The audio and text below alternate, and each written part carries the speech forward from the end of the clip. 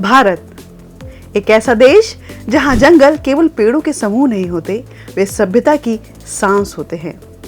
और उन जंगलों की आत्मा होती है बड़ी बिल्लियां। बाघ की दहाड़, शेर की शक्ति, हिम तेंदुए की रहस्यमयी चाल और चीते की गति, ये केवल वन्यजीव नहीं है बल्कि पृथ्वी के पारिस्थितिकी संतुलन के प्रहरी हैं। लेकिन आज पूरी दुनिया में ये प्रहरी संकट में हैं। कहीं जंगल सिकुड़ रहे हैं तो कहीं अवैध शिकार उनकी पीढ़ियां खत्म कर रहे हैं, तो कहीं जलवायु परिवर्तन उनके अस्तित्व को निगल रहा है। और इसी दौर में भारत ने दुनिया के सामने एक ऐसा नेतृत्व प्रस्तुत किया है जिसने वैश्विक वन्यजीव संरक्षण की दिशा ही बदल दी है। अब भारत केवल अपने ही बाघ नहीं बचा रहा बल्कि पूरी दुनिया की बड़ी बिल्लियों के संरक्षण का वैश्विक केंद्र बनने की ओर बढ़ चुका है। जी हाँ, 1 से 2 जून 2026 नई दिल्ली में दुनिया का पहला इंटरनेशनल बिग कैट अलायंस शिखर सम्मेलन आयोजित होने जा रहा है। एक ऐसा मंच जहां दुनिया के देश पहली बार बड़ी बिल्लियों के भविष्य पर सामूहिक रणनीति बनाएंगे।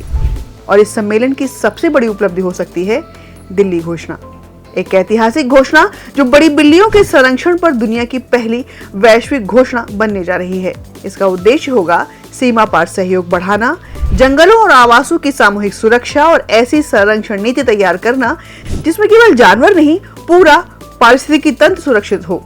और यही कारण है कि इस सम्मेलन की थीम रखी गई है save big cats, save humanity, save ecosystems, यानी बड़ी बिल्लियों को बचाइए, मानवता को बचाइए, पारिस्थितिकी तंत्र को बचाइए। क्योंकि बड़ी बिल्लियां केवल शिकारी नहीं होती, वे जंगलों के स्वास्थ्य की सबसे बड़ी संकेतक होती हैं। अगर जंगल में बाघ हैं तो इसका अर्थ है कि वहाँ पानी है, शिकार प्रजातियां हैं, जैव विविधता है और अंततः मानव जीवन भी सुरक्षित है। और यही सोच लेकर भारत ने वर्ष 2023 में एक ऐतिहासिक कदम उठाया। 9 अप्रैल 2023 कर्नाटक के मैसूरू में जब प्रोजेक्ट टाइगर के 50 वर्ष पूरे हुए तब प्रधानमंत्री नरेंद्र मोदी ने इंटरनेशनल बिग कैट अलायंस यानी IBCA की घोषणा की। यह केवल एक संगठन नहीं था बल्कि भारत की वैश्विक पर्यावरणीय कूटनीति का नया अध्याय था। इसके बाद फरवरी 2024 में केंद्रीय मंत्रिमंडल ने इसे औपचारिक स्वीकृति प्रदान की और पर्यावरण, वन एवं जलवायु परिवर्तन मंत्रालय के अंतर्गत राष्ट्रीय बाघ संरक्षण प्राधिकरण यानी NTCA के माध्यम से इसकी स्थापना की गई। आज IBCA एक बहुदेशीय और बहुएजेंसी वैश्विक गठबंधन बन चुका है।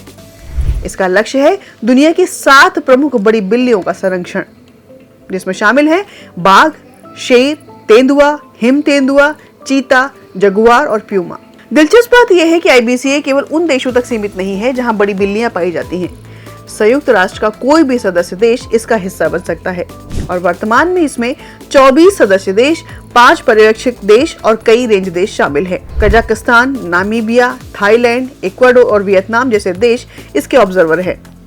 लेकिन सवाल है कि आखिर दुनिया को IBCA जैसी संस्था की जरूरत क्यों पड़ी? क्योंकि आज बड़ी बिल्लियों के सामने संकट अभूतपूर्व है।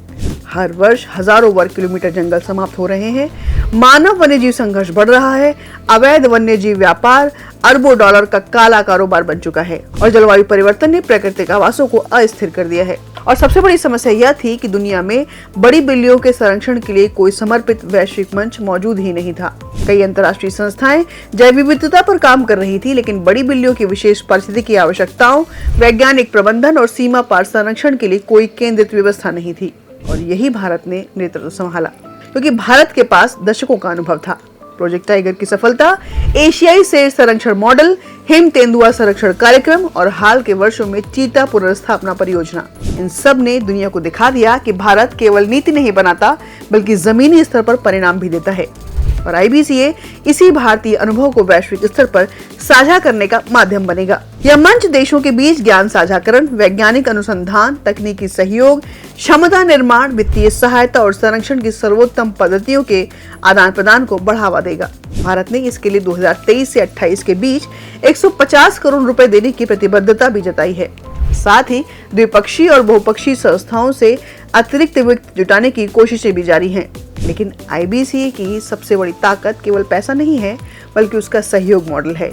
सोचिए, अगर भारत का बाघ संरक्षण मॉडल अफ्रीका के शेर संरक्षण कार्यक्रमों से जुड़े, दक्षिण अमेरिका के जगुआर संरक्षण अनुभवों से सीखे और हिमालयी देशों के हिम तेंदुआ प्रबंधन से तालमेल बने, तो संरक्षण केवल राष्ट्रीय नहीं रहेगा, वह वास्तव में वैश्विक मिशन बन जाएगा।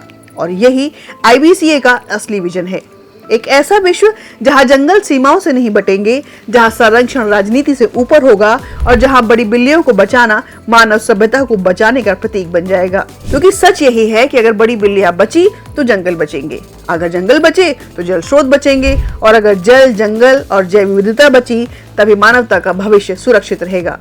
इसीलिए नई दिल्ली में होने वाला यह शिखर सम्मेलन केवल एक पर्यावरणीय कार्यक्रम नहीं है, यह 21वीं सदी में भारत के उभरते वैश्विक नेतृत्व, उसकी पर्यावरणीय जिम्मेदारी और वासुधैव कुटुंबकम की सोच का जीवंत प्रतीक है। आपका इस बारे में क्या विचार है, हमें कमेंट सेक्शन में जरूर बताइएगा। आपका इंतजार रहेगा। धन्यवाद।